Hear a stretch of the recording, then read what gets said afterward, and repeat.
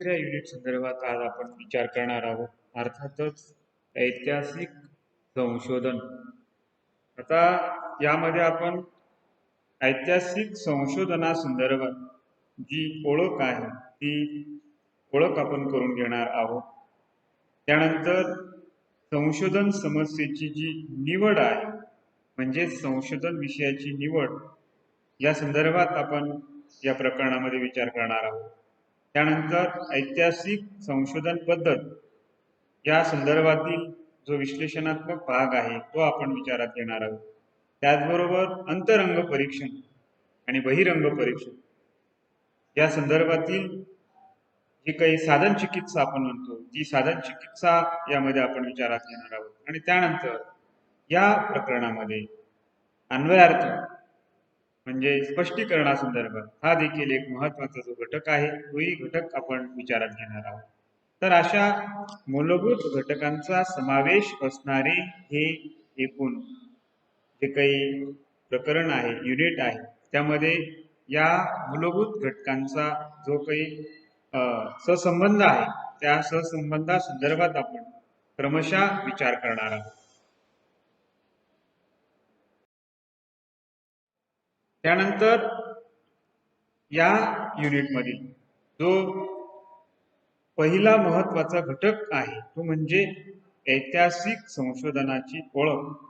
ती संशोधनाची जी ओळख आहे ती आपण करून घेणार आहोत. तत्पूर्वी इतिहास लेखन प्रक्रिया जी काही आहे ती लेखन प्रक्रिया म्हणजे ऐतिहासिक संशोधन होय.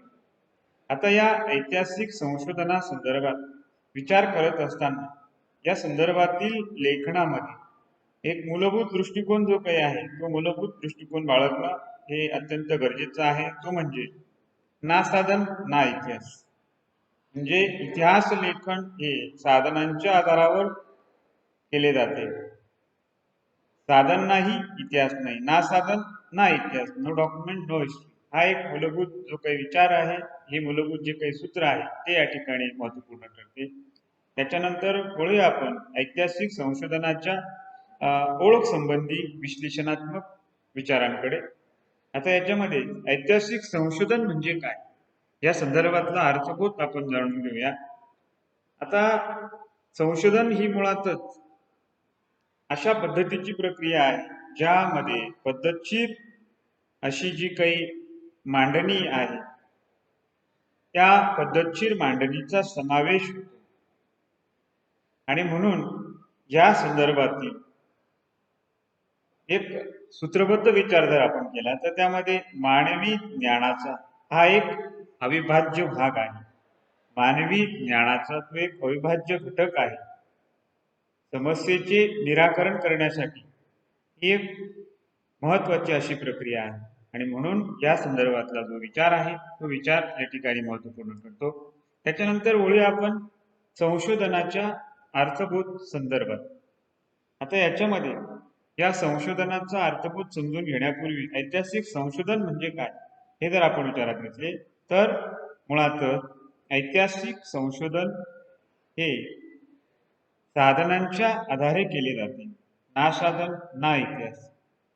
म्हणून या दृष्टिकोनातून जर आपण विचार केला तर संशोधनासंदर्भात ऐतिहासिक संशोधनासंदर्भात म्हणजेच इतिहासाच्या लेखनासाठी इतिहास संशोधनासाठी साधन जी काही आहे ती साधन म्हणजेच ज्याप्रमाणे एखाद्या वस्तूच्या निर्मितीसाठी कच्च्या मालाची आवश्यकता असते त्याचप्रमाणे ऐतिहासिक संशोधनासाठी साधनं जी काही आहेत ती कच्च्या मालाप्रमाणे असतात.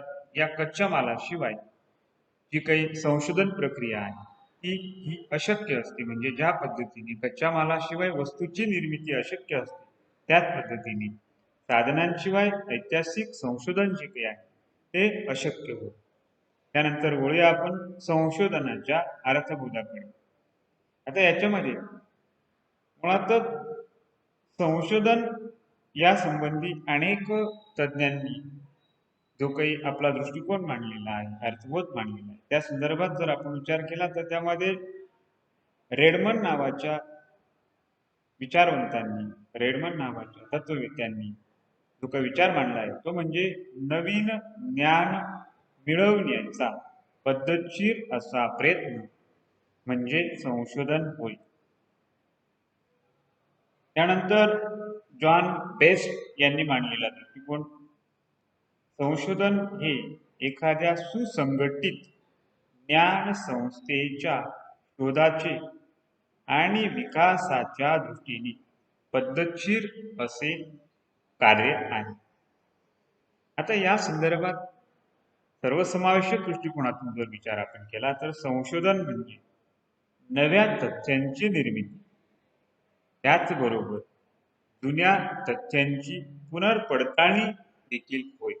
म्हणून या दृष्टिकोनातून संशोधन हे निश्चितच मानवी ज्ञानाच्या विकासासाठी, प्रगल्भतेसाठी उपयुक्त ठरते. आणि म्हणून संशोधन ही विविध दृष्टिकोनातून जी काही विकासात्मक प्रक्रिया आहे ती या ठिकाणी दिसून येते. त्यानंतर ऐतिहासिक संशोधनाचे जे उद्दिष्टे आहे ते आपण समजून घेऊया. ऐतिहासिक संशोधनासंदर्भात विचार करत असताना जो मूलभूत दृष्टिकोन आहे त्या संदर्भातील विश्लेषणात्मक आणि विवेचनात्मक जो काही भाग आहे त्या संबंधी आपण क्रमशः विचार करूया. सर्वप्रथम ही ज्ञानप्राप्ती, म्हणजे संशोधनामध्ये ज्ञानप्राप्ती हा मूलभूत दृष्टिकोन जो काही आहे तो दृष्टिकोन हा निश्चितच दिसून येतो. म्हणजे ज्ञानाची वाढ करणे हा प्रत्येक संशोधकाचा, प्रत्येक संशोधनाचा हेतू असतो. ज्ञान वाढीचे हे एक साधन आहे. म्हणजे संशोधन हे ज्ञानाच्या वाढीचे एक साधन आहे. इतिहास संशोधनाचा उद्देश हा समस्यांच्या संदर्भात ज्ञान प्राप्त करणे हा होय. जीवन समस्यांच्या संदर्भात ज्ञान प्राप्त करणे हा होय. यामध्ये केवळ नवीन तथ्यांच्या संदर्भातच नव्हे तर जुन्या तथ्यांसंबंधी देखील ज्ञान मिळवण्याचा जो प्रयत्न आहे तो प्रयत्न केला जातो. आणि म्हणून या ठिकाणी ज्ञानप्राप्ती करणे हा मूलभूत उद्देश दिसून येतो. त्याचबरोबर सामाजिक घटकांमधील संबंधाचा शोध घे. आता या ठिकाणी प्रत्येक ऐतिहासिक घटना की जी समाजावर झालेले परिणाम आणि या परिणामांसंदर्भात चाचपणी करणे, तपासणी करणे हे निश्चितच क्रमप्राप्त ठरते. कारण त्यांचे सामाजिक संरचनेच्या अंतर्गत कोणते ना कोणते कार्य असते आणि या संबंधामुळे समाजात निरंतर आणि गतिशीलता ही दिसून येते. आणि हा संबंध जो काही आहे हा लक्षात घेतल्याशिवाय, जाणून घेतल्याशिवाय, विचारात घेतल्याशिवाय घटना किंवा तथ्यांचे खरे स्वरूप स्पष्ट करणे हे अशक्य होते. आणि म्हणून या अंगाने जर आपण बघितले तर सामाजिक घटकांमधील परस्पर संबंध शोधणे हा एक महत्वाचा उद्देश या ठिकाणी दिसून येतो. त्यानंतर नियमांचा शोध घेणे. आता यामध्ये ऐतिहासिक घटनांसंदर्भात जरी आपण विचार केला तर प्रत्येक घटनेला नियम असतो, प्रत्येक घटनेला तत्व असते, प्रत्येक घटनेला सामान्यीकरण असते. आणि म्हणून अशा नियमाचा, अशा तत्वाचा, अशा सामान्यीकरणाचा शोध घेणे हे या ठिकाणी क्रमप्राप्त ठरते. ऐतिहासिक घटना या अचानक घडून येत नाही, तर त्यामध्ये विशिष्ट नियम जो आहे तो नियम हा त्या घटनेला सूत्रबद्ध करतो, त्या घटनेला नियंत्रित करतो. आणि अशा घटनांमागील नियमाचा शास्त्रीय पद्धतीने शोध घेणे हा या ठिकाणी प्रमुख उद्देश जो आहे तो दिसून येतो. त्याचबरोबर व्यावहारिक उद्देश. आता यामध्ये व्यावहारिक उद्देशाच्या संदर्भात जर आपण विचार केला तर ऐतिहासिक संशोधनाचे आपण मुख्यतः आता याच्यामध्ये ऐतिहासिक घटना, समस्या, परिस्थितीच्या संदर्भातील माहिती एकत्र करून समस्येचे निराकरण करण्याचा किंवा संबंधित समस्या समजून घेण्याचा प्रयत्न केला जातो. आणि या प्रकारे संशोधनाने विषयाचा सखोल अभ्यास करणे, या संशोधनाद्वारे संशोधकाने विषयाचा सखोल अभ्यास करणे आणि त्या संदर्भातील जो विस्तार आहे तो समजून घेणे या ठिकाणी क्रमप्राप्त ठरते. आता यामध्ये सामाजिक उद्दिष्टांना जे महत्व आहे ते महत्व दिसून येते आणि म्हणून या अंगाने जर आपण विचार केला तर व्यावहारिक आणि तात्विक संशोधन एकमेकांना पूरक ठरते.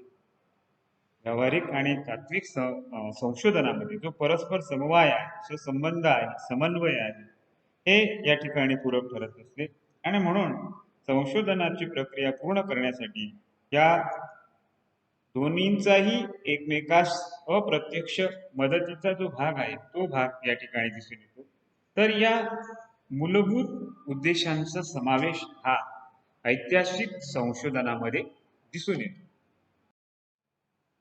त्यानंतर या ऐतिहासिक संशोधनांच्या प्रकारांकडे आपण बोलूया.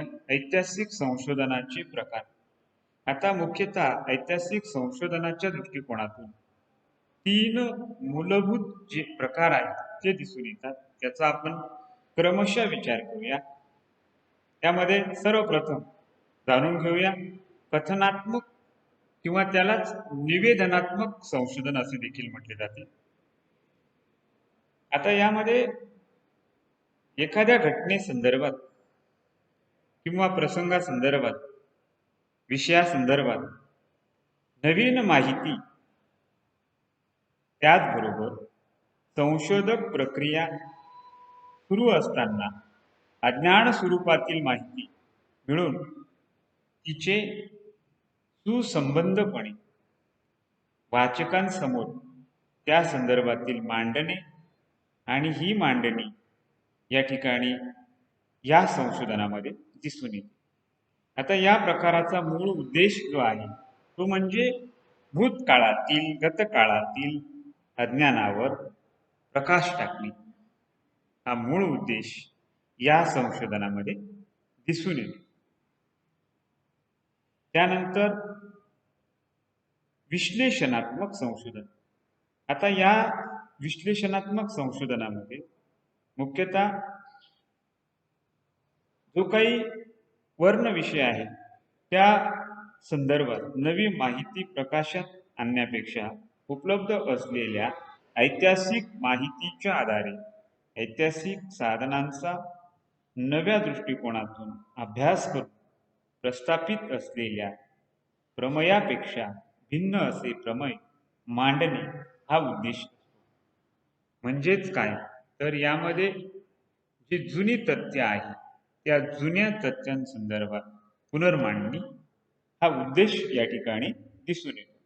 म्हणजे उपलब्ध साधन सामग्रीचे पुनर्परीक्षण करून जो काही निष्कर्ष आहे तो निष्कर्ष या संशोधनामध्ये काढला जातो. म्हणजे विश्लेषणात्मक संशोधनाचा मूळ उद्देश जो आहे तो म्हणजे जुन्या तथ्यांची पुनर्मांडणी. त्यानंतर तिसरा जो प्रकार आहे तो म्हणजे मूलगामी संशोधन. आता या मूलगामी संशोधनासंदर्भात जर आपण विचार केला तर त्यामध्ये कथनात्मक किंवा विश्लेषणात्मक संशोधनापेक्षा हा जो प्रकार आहे हा एक वेगळा नाविन्यपूर्ण असा प्रकार आहे. या संशोधनाचे स्वरूप हे तात्विक स्वरूपाचे असते. म्हणजे तात्विकतेचा जो काही गाभा आहे तो या संशोधनामध्ये दिसून येतो. इतिहास विषयाच्या सखोल आणि प्रदीर्घ चिंतनातून काही नव्या प्रकारचे सिद्धांत मांडण्याचा प्रयत्न इतिहास संशोधक करीत असतात आणि या संशोधनात उपलब्ध ऐतिहासिक माहितीचा, साधन सामग्रीचा वापर केला जातो आणि याद्वारे मूलगामी सिद्धांत जे आहे ते मूलगामी सिद्धांत हे मांडले जातात आणि त्यामुळे इतिहासाला तात्विकतेची बैठक, तात्विक अधिष्ठान हे प्राप्त होत असते आणि म्हणून तात्विक अधिष्ठान प्राप्त करणे हा या मूलगामी संशोधनाचा हेतू दिसून येतो. हा या मूलगामी संशोधनाचा उद्देश दिसून येतो आणि म्हणून मूलगामी संशोधन या संदर्भातील नाविन्य जर आपण विचारात घेतले तर मूलगामी संशोधनाच्या या नाविन्यामध्ये मुळातच तात्विकतेची बैठक, तत्वचिंतनाचा भाग आणि तात्विकतेचे जे स्वरूप आहे हे या संशोधनाला प्राप्त झालेले दिसून येते. एकूणच या व्हिडिओद्वारे आपण ऐतिहासिक संशोधन म्हणजे काय, या ऐतिहासिक संशोधनाचा अर्थभूत संशोधन म्हणजे काय, संशोधनासंदर्भातील अर्थभूत, त्याचबरोबर या संशोधनासंदर्भातील विश्लेषणात्मक जे विवेचन आहे त्यामध्ये आपण ऐतिहासिक संशोधनाचे जे हेतू आहे, उद्दिष्टे आहे, हे जाणून घेतलेले आहेत. त्यामध्ये प्रमुख उद्देश आपण जाणून घेतले: ज्ञानप्राप्ती करणे, सामाजिक घटकांसंदर्भातील परस्पर संबंध, नियमांचा शोध, व्यावहारिक उद्देश या प्रमुख घटकांचा आपण विचार केला. त्यानंतर ऐतिहासिक संशोधनाचे मुख्य प्रकार आहे, त्या मुख्य 3 प्रकारासंदर्भात आपण विचार केला. त्यामध्ये कथनात्मक संशोधन, विश्लेषणात्मक संशोधन आणि मूलगामी संशोधन अशा या ऐतिहासिक संशोधनाच्या 3 मूलभूत प्रकारांविषयी आपण विचार केला. तर एकूणच ऐतिहासिक संशोधन हे विभिन्न अंगांनी मानवी जीवनाच्या म्हणजेच मनुष्याच्या बौद्धिक विकासाला पूरक, अनुकूल, पोषक अशा स्वरूपाचे ठरते आणि म्हणून या दृष्टिकोनातून आपल्या जीवनमानात विचारधन वाढवण्यासाठी, वैचारिक प्रगल्भता वाढवण्यासाठी ऐतिहासिक संशोधनाचा जो काही विश्लेषणात्मक आणि विचारमंथनाचा भाग आहे तो निश्चितच पूरक ठरतो. आणि म्हणून असा पूरक दृष्टिकोन, असा व्यापक दृष्टिकोन इतिहासाचे विद्यार्थी म्हणून बाळगणे हे निश्चितच या ठिकाणी पूरक ठरेल. आणि या संदर्भातील हा सदिच्छा भाव बाळगून आपण थांबूया. धन्यवाद.